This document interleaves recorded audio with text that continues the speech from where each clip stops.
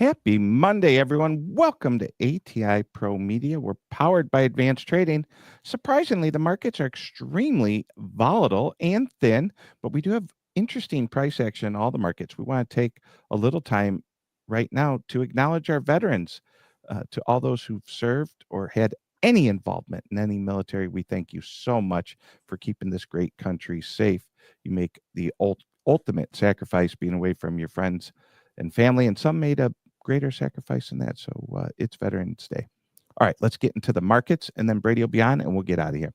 All right, LaSalle Street it is. D's corn down 1. Jan Beans, Nova's about done. Jan Beans up 5. Meal, the leader, up 35. Oil down 6.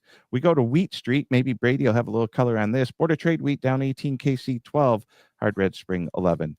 Live cattle feeder, cattle both up 30. That's Brady's corner. He's going to talk about that. Hogs are going wild. Hogs going wild. Hog wild up $1.50 in the hogs. Margin call time for the future seller, which is fine for them. I'm sure they love to see the price of that going up. We got action over in Wall Street. Let's move to Wall Street as it is. Dow Jones up 470. That's right, 470. And S&P's up 10. NASDAQ down 65. We got some spreading going on there. 2s, 5s, 10s, 30s. Interest rates going up. Bond market down. Now the cash bonds are closed. Banks are closed, but we're still trading some futures here. This is where we get into Trouble Island over here. Gold down 65, was down as much as 70. Speaking of down 70, silver down 70, Dr. Copper down 3. Crude oil, drill baby drill, down $1.60. Natural gas, hello, up 280. As best I can tell, that's about a 10% move in natural gas. I'll have to look into that. Maybe it's going to be Burke holdout or something. All right, here's the big winner of the day. Drum roll, please. Bitcoin up 6,000. Brady Huck, get him on the line. Bring him in. Bring him in, bring him in, bring him in. Morning, Tommy. We got a little volatility, buddy. Bitcoin up 6,000. Gold down 60. Life's good if you own some Bitcoin, right? If you're in the stock market as well, too, right? Life's good. Absolutely. Well, there's some who believed in it even when it wasn't cool. There's some who believed in it when it several times lost half its value, even more, and they now get to enjoy that. And I'm happy for all those who are part of that.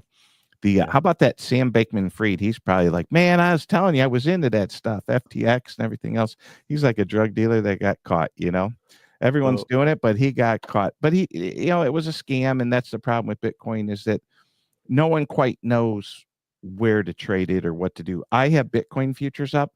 If you wanted to see like what it looks like, you can trade Bitcoin right now. Matter of fact, I am. I want to show you that. It's kind of funny because I am short micro Bitcoin, and I'm losing money doing it. So I showed them, right? Let's see if I think this is it right here.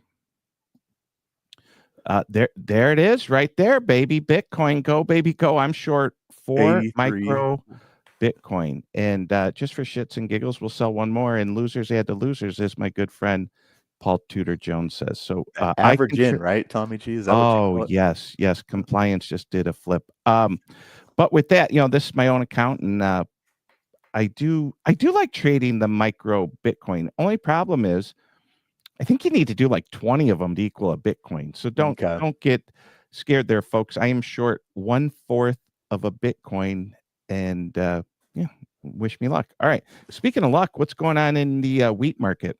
Oh, God. Well, we were lucky enough to get some rain, so I think we'll trade some rain. Unfortunately, got lower prices on the board with KC wheat down 12.5. Broke both markets, Chicago and Kansas City, broke $6 last week, if I can get the words out of my mouth.